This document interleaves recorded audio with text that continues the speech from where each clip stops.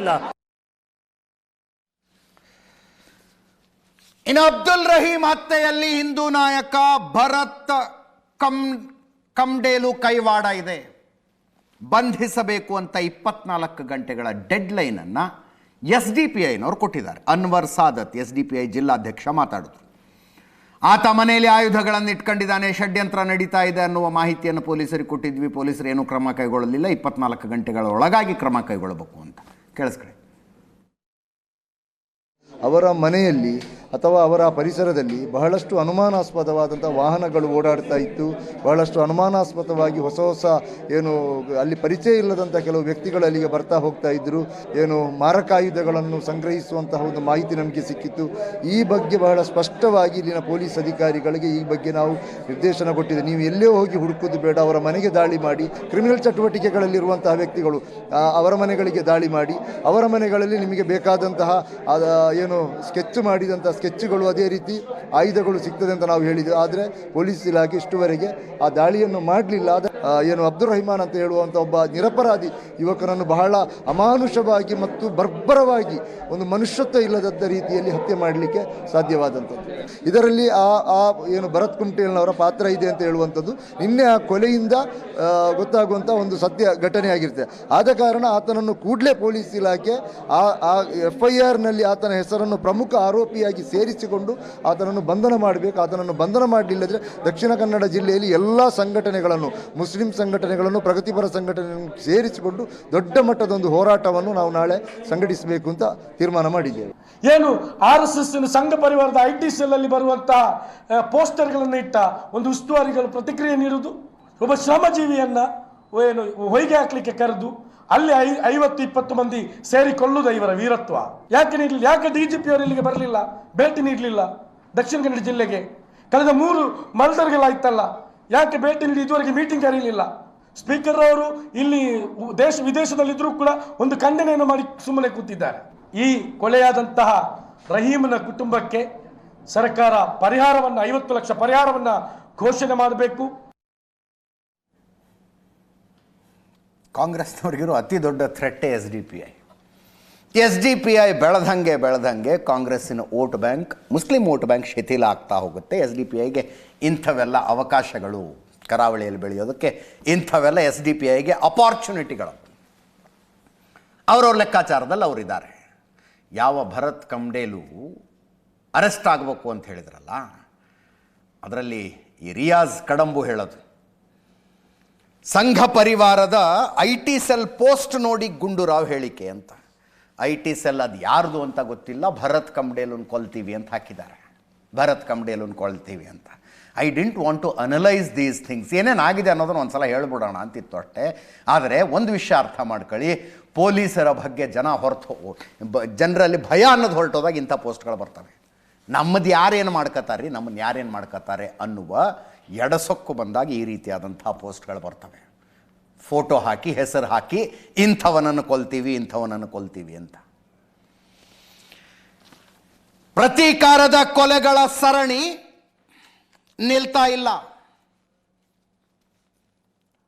ಇವತ್ತು ಮಾತಾಡ್ತಾ ಇರುವಂಥ SDPIನವರು ಕೇವಲ 3ನೇ ಕೊಲೆಯಿಂದ ಈಚೆಗೆ ಮಾತಾಡೋದಕ್ಕೆ ಶುರು ಮಾಡಿದ್ದಾರೆ.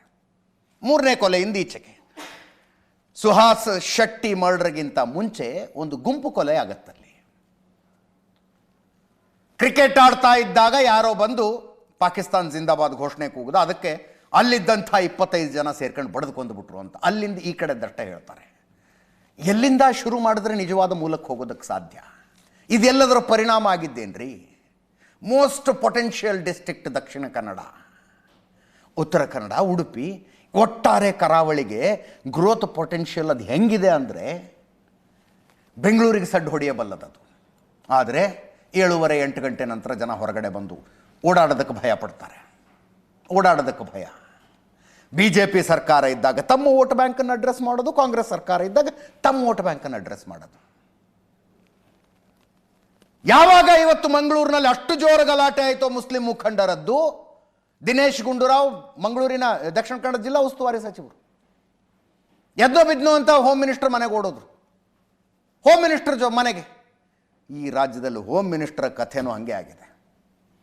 ಅಲ್ಲಿಂದ ಹೊರಗೆ ಬಂದ ಮೇಲೆ ಮುಸ್ಲಿಮರು ಬದುಕದೇ ಕಷ್ಟ ಆಗಿದೆ ಅನ್ನೋ ಥರ ಹೇಳಿಕೆ ಕೊಡ್ತಾರೆ. ದಿನೇಶ್ ಗುಂಡೂರಾವ್ ಜಿಲ್ಲಾ ಉಸ್ತುವಾರಿ ಸಚಿವರು, ಮುಸ್ಲಿಮರು ಏನು ಮಾತಾಡಿದ್ರು ತಪ್ಪು, ಏನು ಮಾಡಿದ್ರು ತಪ್ಪು, ಅಮಾಯಕರ ಕೊಲೆಗಳಾಗ್ಬಿಡ್ತವೆ. ಕೊಲೆಗಳ ಬಗ್ಗೆ ಅಲ್ಲ ಇಲ್ಲಿ ಮಾತಿರೋದು, ಹೆಣಗಳ ಧರ್ಮವನ್ನು ಆಧರಿಸಿ ಹೇಳಿಕೆ ಕೊಡುವ ಪರಿಸ್ಥಿತಿ ಬಂದ್ಬಿಡ್ತಲ್ಲ. ಕೇಳಿಸ್ಕೊಳ್ಳಿ ದಿನೇಶ್ ಗುಂಡೂರಾವ್ ಅವರು ಹೇಳಿದ್ದು. ರಾಜಕೀಯ ಚರ್ಚೆಗಳೇನಾರಾಯ್ತು? ಈ ಚರ್ಚೆ ಎಲ್ಲ ಜನರಲ್ ಆಗಿ ಚರ್ಚೆ ಮಾಡಿದ್ದೀವಿ. ಮಂಗಳೂರು ಪರ್ಟಿಕ್ಯುಲರ್ಲಿ ಮಂಗಳೂರು ವಿಚಾರ ಚರ್ಚೆ ಮಾಡಿದ್ದಾರೆ. ಇಲ್ಲಿಗೆ ಈಗ ಸೌಹಾರ್ದತೆ ಬರಬೇಕು. ಅಲ್ಲಿ ಹಿಂದೂಗಳು ಮುಸ್ಲಿಂ ಯಾವುದೇ ಕಾರಣಕ್ಕೆ ದ್ವೇಷ ಇರಬಾರ್ದು. ಹರಿಪ್ರಸಾದ್ಗೆ ನೀನು ನೋಡಪ್ಪ, ಯಾರೇ ಎಷ್ಟೇ ಪ್ರಭಾವಿಗಳಿದ್ರು ಕೂಡ ಕಾನೂನು ರೀತಿಯ ಕ್ರಮ ತಗೋತೀವಿ. ಗೊತ್ತಾಯ್ತಾ? ಯಾರು ಕಾನೂನಿಗಿಂತ ದೊಡ್ಡವರಲ್ಲ, ಕಾನೂನೇ ಎಲ್ರಿಗಿಂತ ದೊಡ್ಡದು. ಅದರಿಂದ ಕಾನೂನು ರೀತಿಯ ಕಠಿಣವಾದಂಥ ಕ್ರಮ ತಗೋತೀವಿ. ಮಂಗಳೂರಲ್ಲಿ ಏನು ಘಟನೆ ನಡೆದಿದೆ ಅದರ ಬಗ್ಗೆ ಭಾಳ ಗಂಭೀರವಾಗಿ ಸರ್ಕಾರ ತೆಗೆದುಕೊಂಡಿದೆ. ಯಾವುದೇ ಮುಲಾಜಿಲ್ಲದೆ ಯಾರನ್ನೋ ಹೊರತುಪಡಿಸದೆ ನಾವು ಕ್ರಮ ತಗೊಳ್ತೇವೆ. ಕಾನೂನನ್ನು ಇನ್ನೂ ಎಷ್ಟು ಬಿಗಿ ಮಾಡಬೇಕೋ ಅದನ್ನು ಖಂಡಿತವಾಗಿ ಮಾಡ್ತೀವಿ. ಯಾರನ್ನು ಮುಲಾಜಿಟ್ಕೊಳ್ಳೋದಿಲ್ಲ ನಾವು. ಆ್ಯಂಟಿ ಕಮ್ಯುನಲ್ ಫೋರ್ಸನ್ನು ತಕ್ಷಣ ಜಾರಿಗೆ ಬರೋ ರೀತಿಯಲ್ಲಿ ಸರ್ಕಾರ ಆದೇಶ ಹೊರಡಿಸಿದೆ. ಅದಕ್ಕೆ ಏನೆಲ್ಲ ಕ್ರಮ ತಗೋಬೇಕೋ ಅದನ್ನು DG ಅವರು ತಗೊಳ್ತಾರೆ. ಮತ್ತು ಯಾರನ್ನು ಮುಲಾಜಿಲ್ಲದೆ ನಾನು ಹೇಳೋದಿಲ್ಲ, ಏನು ಕ್ರಮ ತಗೊಳ್ತೀವಿ ಅಂತ ಹೇಳೋದಕ್ಕೆ ಹೋಗೋದಿಲ್ಲ. ಖಂಡಿತವಾಗಿ ಇದನ್ನು ಹತ್ತಿಕ್ಕದೆ ಬಿಡೋದಿಲ್ಲ. ಒಬ್ಬರು ಇವರು ಮರ್ಡರ್ ಮಾಡಿದ್ರೆ ಅವರೊಂದು ಮರ್ಡರ್ ಮಾಡೋದು, ಅವರೊಂದು ಮಾಡಿದ್ರೆ ಇವ್ರು ಮಾಡೋದು, ಈ ರೀತಿ ಈ ದ್ವೇಷ ಭಾವನೆ ಬಂದರೆ ಸಮಾಜ ಎಲ್ಲಿ ಉಳಿಯೋದು? ಅಲ್ಲಿ ಜೀವನ ಮಾಡೋಕ್ಕಾಗುತ್ತಾ? ಅದನ್ನು ಸರ್ಕಾರ ನಾವು ನೋಡ್ಕೊಂಡು ಸುಮ್ಮನೆ ಇರೋದಿಲ್ಲ. ಖಂಡಿತವಾಗಿ ಇದನ್ನು ನಿಲ್ಲಿಸ್ತೀವಿ, ನಿಲ್ಲಿಸದೆ ಬಿಡೋದಿಲ್ಲ. ಒಂದು ಕೆಟ್ಟ ಘಟನೆ ಇವತ್ತು ನಿಜವಾಗ್ಲೂ ನಮಗೆಲ್ರಿಗೂ ಬಹಳ ಒಂದು ಬೇಸರ, ನೋವು. ಮತ್ತು ಸದ್ಯ ಅಲ್ಲಿ ಒಂದೇನಂತ ಹೇಳಿದ್ರೆ ಒಬ್ಬರು ತೀರೋದ್ರು. ಬಹುಶಃ ನಮಗಿರುವಂಥ ಮಾಹಿತಿ ಪ್ರಕಾರ ಇನ್ನೂ ಹೆಚ್ಚು ಜನರನ್ನು ಅವ್ರನ್ನ ಕೊಲ್ಲಬೇಕು ಅಂತ ಒಂದು ಆಲೋಚನೆ ಕೂಡ ಮಾಡಿದ್ದು. ಸೊ ಈ ಥರ ಎಲ್ಲ ಬೆಳವಣಿಗೆಗಳಿದೆ. ಅದಕ್ಕೆ ಮುಖ್ಯಮಂತ್ರಿ ಜೊತೆನೂ ಕೂಡ ಇವತ್ತು ಚರ್ಚೆ ಮಾಡಲಿದ್ದೇವೆ. ಇಂಥ ಶಕ್ತಿಗಳೇನಿದೆ ಇದು ದೇಶ ವಿರೋಧಿ ಶಕ್ತಿಗಳಂತಲೇ ಹೇಳಬೇಕು. ಯಾಕಂದರೆ ಮುಸ್ಲಿಂ ಸಮುದಾಯದ ಮೇಲೆ ಅವ್ರ ಮೇಲೂ ಕೂಡ ಭಯ ಸೃಷ್ಟಿ ಮಾಡ್ತಕ್ಕಂಥದ್ದು. ಅವ್ರು ಏನು ಮಾತಾಡಿದ್ರು ಕೂಡ ಇವತ್ತು ಅವರನ್ನು ಟಾರ್ಗೆಟ್ ಮಾಡೋ ಥರ ಆಗಿದೆ. ಆಳುವ ಸರ್ಕಾರಗಳು ಡಿಸ್ಪ್ಯಾಷನೇಟ್ ಆಗಿರಬೇಕು. ಕಾಂಗ್ರೆಸ್ಸಿಗೆ ಲೈಕ್ಸ್ ಆ್ಯಂಡ್ ಡಿಸ್ಲೈಕ್ಸ್ ಇರ್ಬೋದು, ಸರ್ಕಾರಗಳಿಗಿರಬಾರ್ದು. BJPಗೆ ಲೈಕ್ಸ್ ಆ್ಯಂಡ್ ಡಿಸ್ಲೈಕ್ಸ್ ಇರ್ಬೋದು, ಸರ್ಕಾರಕ್ಕಿರಬಾರ್ದು. ಒಂದು ಸಲ ಓಟ್ ತಗೊಂಡು ಪ್ರಜಾಪ್ರಭುತ್ವ ಮಾದರಿಯಲ್ಲಿ ಅಧಿಕಾರಕ್ಕೆ ಬಂದ ನಂತರ ಅದು ಎಲ್ಲರದ್ದು ಸರ್ಕಾರ, ಎಲ್ಲರದ್ದು ಹಿತರಕ್ಷಣೆ ಮಾಡುವ ಸರ್ಕಾರ. BJP ಸರ್ಕಾರ ಇದ್ದಾಗ ಫಾಜಿಲ್ ಕೊಲೆ ಆದರೆ ಫಾಜಿಲ್ನ ಮನೆಗೆ ಭೇಟಿ ಕೊಡೋದಿಲ್ಲ ಅಂದರು, ಫಾಜಿಲ್ಗೆ ಪರಿಹಾರ ಕೊಡೋದಿಲ್ಲ ಅಂದರು. ತಪ್ಪಲ್ವಾ ಅದು?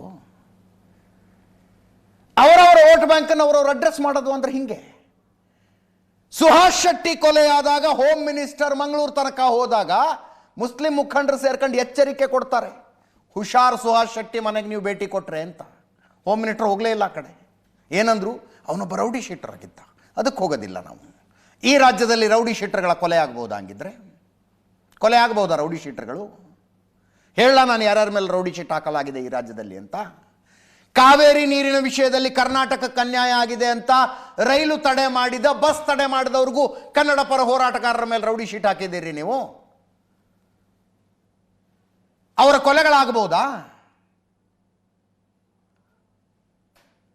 ಸರ್ಕಾರ ರಾಗದ್ವೇಷಗಳಿಲ್ಲದೆ ಕೆಲಸ ಮಾಡಬೇಕು ಅನ್ನುವಂಥದ್ದು ನಿರೀಕ್ಷೆ. ದಿನೇಶ್ ಗುಂಡೂರಾವ್ ಅವರಿಗೆ ಮುಸ್ಲಿಮರ ಕೊಲೆಗಳು ಕಾಣಿಸ್ತವೆ. ಇದು ಸರಣಿ ಸ್ವಾಮಿ, ಸರಣಿ ಇದು. ಸುಹಾಸ್ ಶೆಟ್ಟಿ ಕೊಲೆ ಮಾಡ್ತೀವಿ ಅಂತ ಒಂದು ತಿಂಗಳ ಮೊದಲೇ ಹೇಳಿದ್ರು. ಸುಹಾಸ್ ಶೆಟ್ಟಿ ಕೊಲೆ ಆದ ನಂತರ ಇಂತಿಂತವ್ರದ್ದು ಕೊಲೆ ಮಾಡ್ತೀವಿ ಅಂತ ಮತ್ತೆ ಹೇಳಿದ್ರು. ಈಗ ಸುಹಾಸ್ ಶೆಟ್ಟಿ ಕೊಲೆ ಆದ ನಂತರ ಮುಸ್ಲಿಮರು ಒಬ್ಬರದ್ದು ಕೊಲೆ ಮಾಡ್ತೀವಿ ಅಂತ ಹಿಂದೂ ಸಂಘಟನೆಗಳು ಹೇಳಿಲ್ವಾ? ಏನು ಕ್ರಮ ಕೈಗೊಂಡ್ರಿ? ಇದನ್ನು ನಿಲ್ಲಿಸದೇ ಬಿಡುವುದಿಲ್ಲ ಹೋಮ್ ಮಿನಿಸ್ಟರ್ ಹೇಳಿದ್ದು. ಬಹಳ ನೋಡಿದೀವಿ ಸ್ವಾಮಿ ಇಂಥವನ್ನೆಲ್ಲ, ಬಹಳ ನೋಡಿದೀವಿ ನಾವು.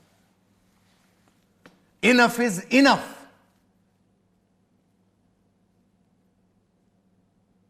ಒಂದು ಜಿಲ್ಲೆಯ ಲಾ ಆ್ಯಂಡ್ ಆರ್ಡರ್ನ ಕಂಟ್ರೋಲ್ ಮಾಡೋದಕ್ಕಾಗೋದಿಲ್ಲ ಅಂತಂದರೆ, ಆ ಪಾಕಿಸ್ತಾನದಲ್ಲಿ ಕೆಲವು ಪ್ರಾಂತ್ಯಗಳಿದ್ದಾವೆ, ಪಾಕಿಸ್ತಾನದ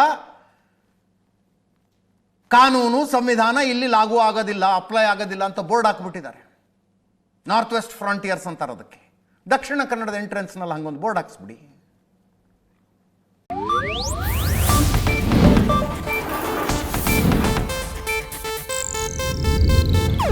ಇದು ಏಷ್ಯಾನೆಟ್ ನ್ಯೂಸ್ ನೆಟ್ವರ್ಕ್ ಪ್ರಸ್ತುತಿ.